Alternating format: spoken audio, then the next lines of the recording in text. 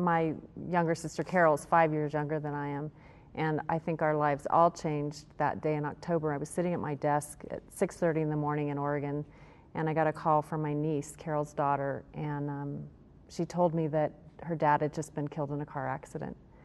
And it's just this unreal, unbelievable thing. You just never expect that that's going to happen to anyone that you love or to you. And it's quickly followed with, I don't have a clue what to do next. I don't know if there is, like, there should be a manual or a book of something that I can do that I know will be helpful. And all we needed to do was to get on a plane and fly to Colorado and be with Carol and her kids.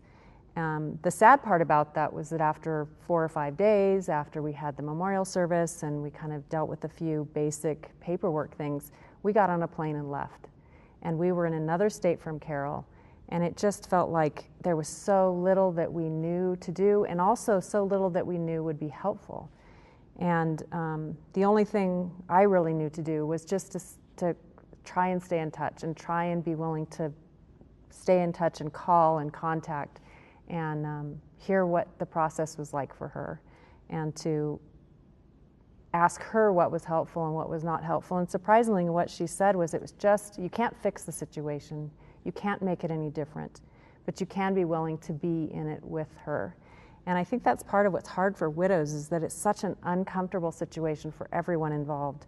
And you need to be willing to be uncomfortable and to be able to just be a part of that process with that person.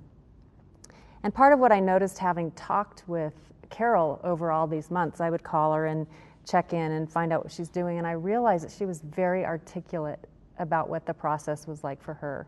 And she was very willing to talk about what helped and what didn't help, and what was hard for her and what made things easier. And so it really turned out to be an education for me.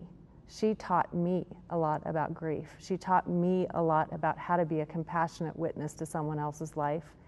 And I realized that she had a lot of things to say to people like us who are on the outside, but we really love Carol in this instance, but love the widow that they're trying to support. So hearing and dealing with this and trying to give information to people to maybe deal with it better than I did towards her and with Pat, but also you have the same love and affection and you're trying to do the right thing. And so what's that right thing?